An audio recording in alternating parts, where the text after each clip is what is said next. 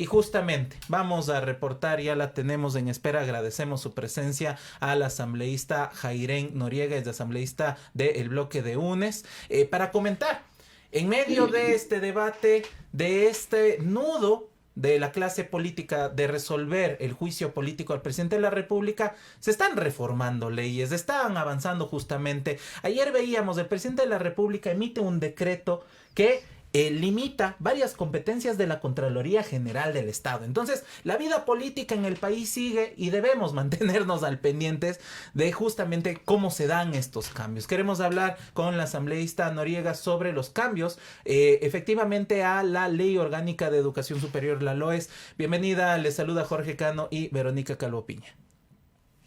Hola Jorge, ¿cómo están? Muy buenos días, Verónica, gracias por la invitación. Sí, precisamente como tú mencionas, Jorge, si bien el país en este momento nos encontramos a la espera de un dictamen de la Corte Constitucional y una decisión en ese sentido que abrirá o no la puerta de un juicio político necesarísimo al presidente de la República. No podemos descuidar y no podemos olvidar otros debates y otras situaciones que se están generando en el cotidiano.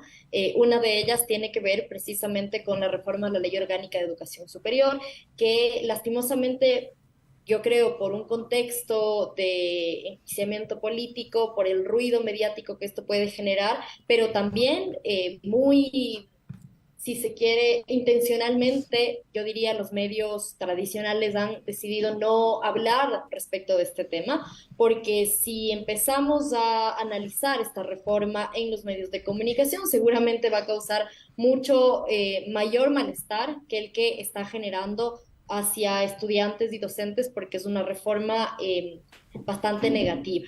Dicho esto, es importante señalar que esta reforma es una reforma que une muchos proyectos de reforma. Entonces, al unir muchos proyectos de reforma, termina siendo una colcha de retazos que no expone que en el cuerpo, que en la forma integral de la reforma, no podemos mirar hacia dónde va, digamos, en términos de proyecto de país. ¿No? Es una reforma que esté conectado con un plan nacional de desarrollo, con, por ejemplo, un objetivo de cambio de matriz productiva, más bien, y de hecho hay un cambio en esta reforma que dice que será prioritario que el sistema de educación superior se enlace a el sistema productivo, cosa que en sí mismo no es negativo, pero si nosotros miramos la visión neoliberal que tiene en este momento el gobierno, sería básicamente dejar que la universidad, hacer que la universidad deje de ser un espacio de pensamiento crítico, de enlace con la comunidad, de vinculación con las comunidades, un espacio donde se piensen los problemas sociales y de allí se encuentren ciertas respuestas o soluciones, a pasar más bien a ser los productores de la mano de obra que necesitan las empresas, ¿no? Las empresas con, digamos, toda la maquinaria y toda la ideología que tienen detrás. Entonces, es una reforma que no guarda armonía, de hecho, te digo, ni siquiera entre artículos hay muchas, digamos, contradicciones entre artículos y también en términos de forma, por ejemplo, en algunos artículos modifican el término universidades privadas por universidades particulares, pero usan indiscriminadamente estos términos sin haber un concepto específico de si se va a usar universidades privadas o universidades particulares. En Uh-huh. unos artículos usan uno, en otros artículos usan otro. Es decir, me estoy refiriendo más a los cambios, perdón, a las, digamos, al tema de forma, pero para dar cuenta de que esta es una ley que incluso tiene problemas de forma, pero en términos de fondo también es problemática. Ahora, ayer conversábamos con un dirigente estudiantil y él mencionaba que la propuesta entregada por el presidente Guillermo Lasso, recordemos en el 2021, una de las primeras leyes, era una ley bastante limitada, una propuesta bastante acortada, pero ahí la pregunta es ¿hacia dónde apuntaba? Él decía que, el dirigente decía que no hay un modelo, una propuesta de educación que el presidente Guillermo Lasso la entregue al país. Entonces hay que conocer su opinión de cómo finalmente, qué pasó en la asamblea, en el debate y cómo queda el espíritu de esta ley.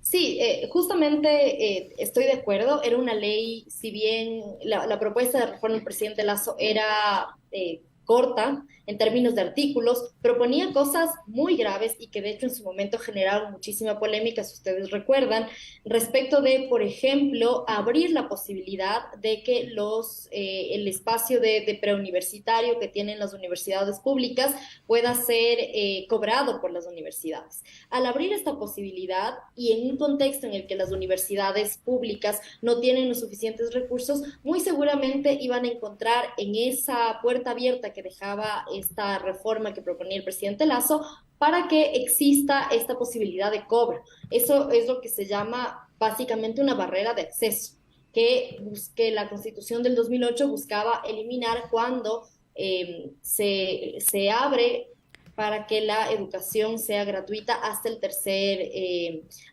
nivel dentro de todo el país. Entonces era incluso violatorio, yo diría, de la Constitución, esta propuesta de reforma del presidente Lasso, y también él hablaba de la posibilidad de cobro también a los estudiantes que son estudiantes de extranjeros. Entonces, si bien esto estaba en el proyecto inicial, en el proyecto de reforma no se ha mantenido, pero sí hay otras cosas graves como, por ejemplo, en el artículo 15, el artículo 18, el 30 y el 44, habla de la eliminación de rendición de cuentas, auditorías, capacidades del CES para controlar a las universidades privadas. Esto tiene, digamos, un solo objetivo y un solo beneficiario. No son los estudiantes, no son los docentes de las universidades particulares, sino son los dueños de las universidades los que van a tener que evitarse de rendirle cuentas al país respecto de sus negocios. Hay otros artículos graves que hablan, por ejemplo, de eliminar la facultad del CES y del SRI de controlar el carácter no lucrativo que tienen las universidades particulares, y esto es gravísimo porque el principio de no lucro se crea básicamente para que las universidades no hagan de la educación un negocio. Si tú quitas los controles y a la vez eliminas también la sanción que tendrían las universidades si es que incumplen este principio de no lucro, da carta abierta a que la educación se vuelva un negocio, que es algo, digamos, de una visión muy de derecha, ¿no? También vemos que les da la libertad a las universidades privadas para que de un día a otro puedan alzar el precio de las pensiones, el precio de los aranceles, el precio de las matrículas, afectando una vez más a los estudiantes y a sus familias, ¿no? Y en este contexto me parece a mí que hay que ver estos temas no como temas aislados, sino en el contexto integral de la ley, conectando con lo que pasa con las universidades públicas, que básicamente es una reducción de presupuesto, pero también en un contexto de proyecto de país de Guillermo Lasso. Estoy de acuerdo con el dirigente que mencionaba que Lasso no tiene una visión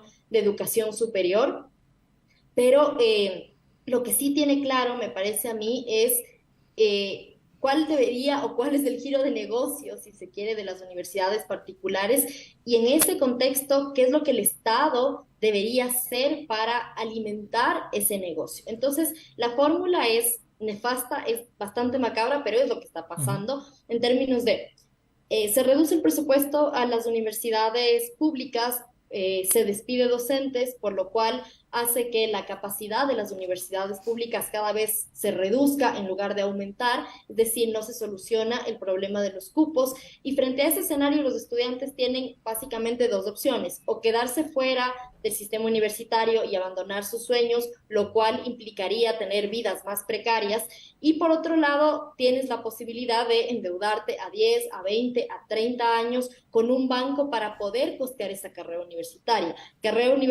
que, de llegar a pasar esta reforma a la Ley Orgánica de Educación Superior, podría liberar el cobro de aranceles y matrículas, haciendo que los estudiantes tengan que precarizarse muchísimo más, ellos y sus familias, para poder pagar esos créditos con los bancos, y que ganen quienes entonces, los dueños de las universidades, los bancos y más bien los estudiantes, incluso en una situación de desempleo, porque sabemos que el tener un título universitario, si bien podría de una u otra forma facilitar ingresar al campo laboral, esto en este momento del país, en medio de una crisis económica que el presidente Guillermo Lasso ha decidido no solucionarla, es una fórmula, es la combinación perfecta para que los jóvenes terminen con presentes limitados en su presente y también en su futuro. A ver, entonces, hemos escuchado el análisis, la crítica que se hace a este proyecto que ayer ya estuvo presente en el Pleno de la Asamblea Nacional.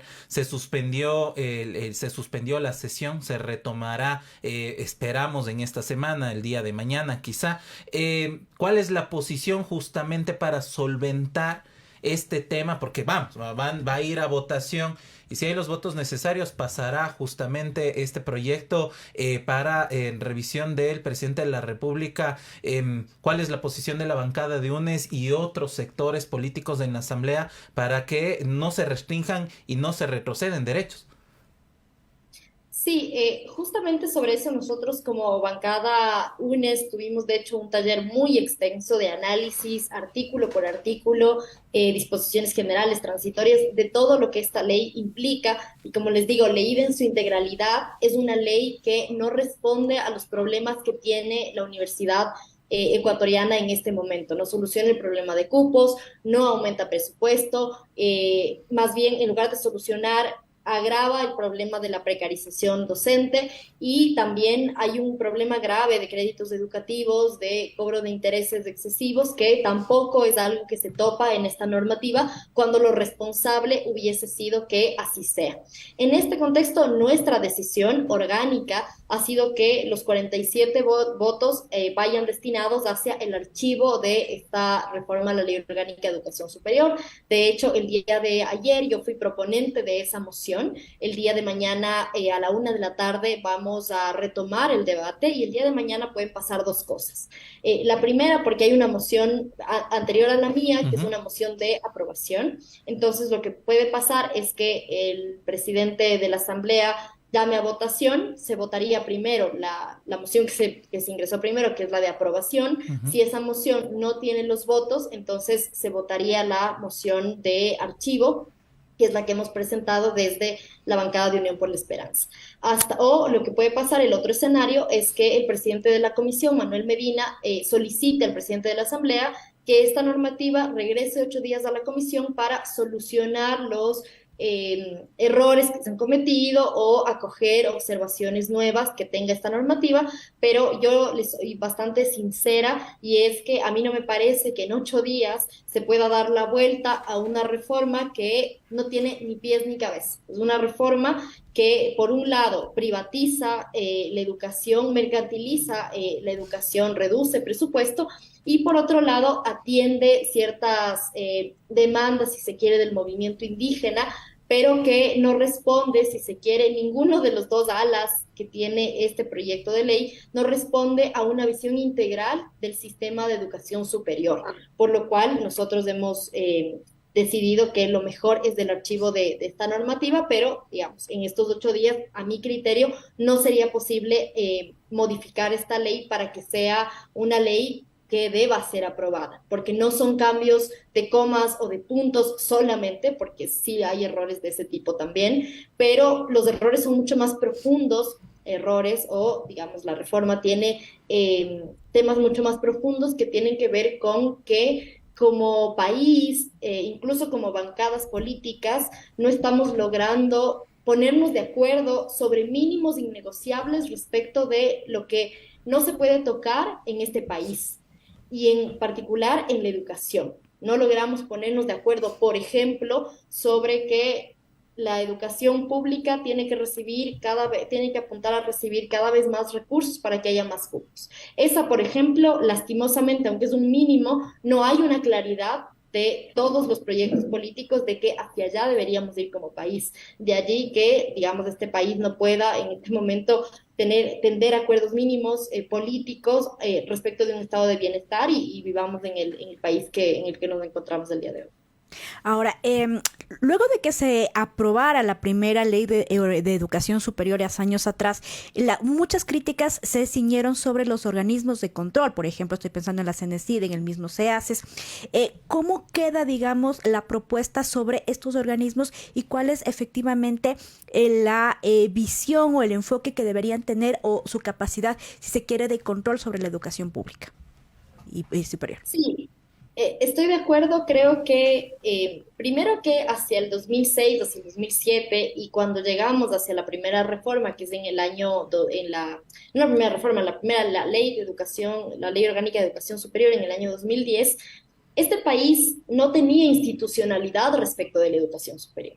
La educación superior era, hasta antes de la ley orgánica de educación superior, feudos de los cuales había ciertos dueños tanto en la educación pública como en la educación privada, al punto de que quienes se autorregulaban en el sistema eran los propios rectores de las universidades. Ellos mismos dictaban las normas que ellos mismos tenían que cumplir, pero como era una autorregulación, evidentemente nadie iba a provocar que iba a generar que puedan cumplir esta normativa porque era un proceso de autorregulación. Se crea la ley y entonces existen distintos organismos que puedan hacer estos controles que son importantes. A mí me parece que para tener no solamente educación, sino la educación ligada con un desarrollo social, un desarrollo del país, tiene que tener ciertos estándares de calidad. Recordemos que también hacia el año 2006, 2007, 2008 se cerraron universidades de garage que eran básicamente negociados de títulos porque las personas, digamos, no podían acceder a la educación o se habían quedado rezagadas, ¿no? En el ciclo normal, si se quiere, de la educación continua y encontraban en estas universidades de garage una oportunidad de poder cumplir sus sueños, de poder tener un título universitario, por ende mejores condiciones laborales y a partir de esa necesidad es que de una forma bastante terrible, se crean estos espacios, ¿no? De universidades de garage. Entonces, todo eso se va regulando, se va cerrando a partir de esta normativa, donde los organismos de control cumplen un rol. Yo creo que ese rol siempre puede ser perfectible. Seguramente hay críticas respecto de que, por ejemplo, estos organismos no tienen que ser espacios, si se quiere, de forzar una posición de las universidades respecto de si te acoges a una línea política, entonces te vamos a dar más recursos. Si no te acoges, entonces te damos menos recursos. Esas cosas no pueden pasar porque la universidad ecuatoriana debe tener un principio de autonomía, pero no podemos confundir esa autonomía con hacer lo que quieran las universidades, porque hacer lo que quieran las universidades termina perjudicando a los docentes y a los estudiantes. Entonces creo que ese rol puede ser revisable, puede ser perfectible, pero pasar al extremo de esta reforma a la Ley Orgánica de Educación Superior, donde plantea que varias cosas, entre ellas el carácter no lucrativo de las universidades privadas, no deba tener ningún control, me parece que es absolutamente descabellado si es que queremos propiciar una educación de calidad para los jóvenes. Claro, nos pone justamente a pensar cuál es la visión política que se tiene justamente sobre la organización y la educación superior en el país y aquí viene como la pregunta de cuánto ha evolucionado, ha cambiado el pensamiento político sobre esto en la Revolución Ciudadana. Digo, porque tenemos también del otro lado el fomentar el tema de la tecnocracia, los méritos, ¿no es cierto? Generar inversión en la estructura, pero alejarse justamente de la autonomía universitaria, que fue como una de las críticas ante el gobierno en donde justamente la Revolución Ciudadana estuvo a cargo, ¿no es cierto? Entonces, ¿cuánto ha cambiado? ¿Se mantienen en la misma postura de la que establecían justamente como el pensamiento sobre la educación superior? Mire, Jorge, yo, y lo digo porque antes de ser asambleísta y antes incluso de pertenecer a la organización política a la que pertenezco el día de hoy, que es la Revolución Ciudadana, siempre fui militante estudiantil, tanto en la secundaria como en la universitaria. Y mi propia historia de vida, yo les diría, es producto de un proyecto político del Estado en ese momento, invirtiendo todo lo que podía en educación. Yo soy primera generación de mi familia en tener un título universitario. Y como yo, 7 de cada 10 estudiantes que en el año 2015 ingresaban a la universidad. Y eso no es menor. ¿Qué quiero decir con esto? La política de becas también, si nosotros revisamos la cantidad de becas que se daba antes del 2010 y después del 2010 con la normativa de becas, de apoyos financieros, es diametralmente distinto, digamos, da cuenta de una intencionalidad, de un proyecto de país que buscaba apostar al talento humano de los jóvenes. En ese contexto, seguramente se cometieron errores. Como digo, antes del 2010 no existía un sistema de educación superior. Entonces, al implementar un modelo se puede tener muchos aciertos, como se puede cometer errores, y lo importante de los errores es corregirlos. Y creo que, digamos, como proyecto político estamos absolutamente abiertos a mirar el pasado con ojos críticos, pero en este momento esta reforma particularmente no busca saldar esos problemas que pudo haber tenido el proyecto político, el país, digamos, durante sus años de gobierno, sino más bien destruir lo que se hizo. Y bajo esta lógica de destrucción, no solo, digamos, ha afectado la educación, sino también, si miramos el estado de las carreteras, de los hospitales, no hay un cambio, si se quiere, con el cambio de gobierno, con el gobierno de Lenín Moreno y el gobierno de Guillermo Lasso, no hay un cambio respecto de, bueno, si estas eran las prioridades a nivel de plan nacional, bueno, vamos a hacer otra planificación, vamos a pensar el país de forma distinta. No, lo que han hecho más bien es negociados, repartirse lo poco que quedaba del país en ese momento y, digamos, hacer sus negocios, ¿no? Engrosar sus billeteras y demás, que es lo que quieren hacer además con la educación superior. Ahora, para cerrar, justamente hay un contexto de tensión política que ya lo nombrábamos al inicio de esta conversación, que tiene que ver con la resolución de dar paso, ¿no?, al juicio político y qué sucederá con el juicio político al presidente de la República.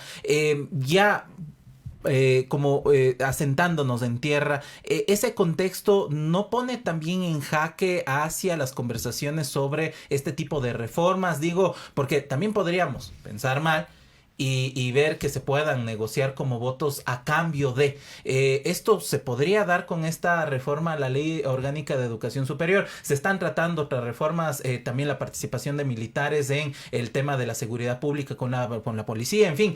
La Asamblea Nacional en este momento está en la mira de la ciudadanía. ¿Cómo están justamente dividiendo este accionar político del juicio político al presidente de la República con su responsabilidad de legislar? Sí, totalmente de acuerdo.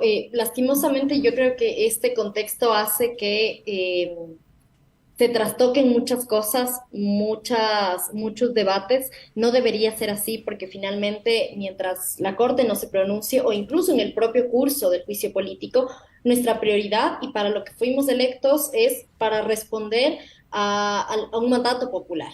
Y ese mandato popular, por ejemplo, en el caso de la educación y en esta reforma, es proteger la educación de calidad, proteger que los jóvenes puedan acceder en igualdad de condiciones, en igualdad de oportunidades a la educación superior en general. Espero realmente, hacia el día de ayer no había los votos para aprobarse. Ustedes saben que estos escenarios son muy cambiantes. De hecho, nosotros entramos a la sesión pensando que se iba a aprobar. Luego, en el transcurso de la sesión, no se tenían los votos para tal aprobación.